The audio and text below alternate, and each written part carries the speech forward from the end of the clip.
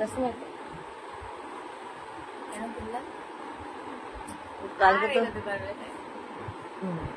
কেন তুলেছে সেটা একটু সিক্রেট কথা, ওটা বলা যাবে না, শেয়ার করা যাবে না, সবকিছু তো আর বলা যায় না নাকি।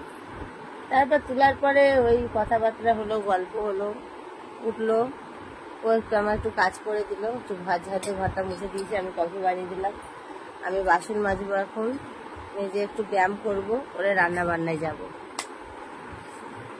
হয়ে গেছে বাবু? এ দেখো মজা, দেখো মুখ মুছা দেখো। আরে সাদা নাইটি কফির দাগ লেগে যাবে তো, কি পাগল টাগল আছে জানো তো, কফি খেলো আমার সাদা নাইটিতে মুখ মুছে দিল। সাদা নাইটি থেকে কালার যেতে চাই বলো, সব দাগ লাগবে।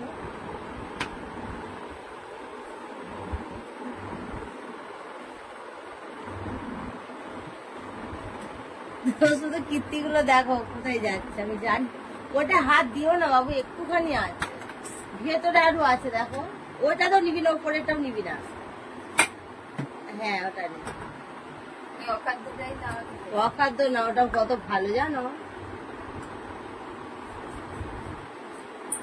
আমার সব সেন্ট ফুরি দিল, আমি জানো আরো 2-3টা সেন্ট কিনে নিয়েছে, আমি সরিয়ে রেখেছি ওখানে রাখি। আর দেয় না, অত চান করতে জানো সেন্টে, সবটা খোল খুলে মাথা মতো রেলে নেয়, ইরে চুল উঠে যাবে। মাথাতে বুদ্ধি নেই জানো তো বন্ধুরা, একদম বুদ্ধি নেই মাথাতে। হ্যাঁ ওই জন্য আমি আইস দিই, দুধ দিই, আইস দিই না, ঘোড়া ডিম দিই।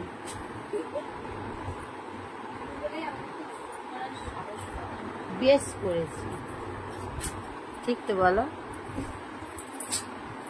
কোনদিন আমি তো এখন ঘুরতে চলে আসছে, দেখো ব্যাগ নিয়ে। কোথায়?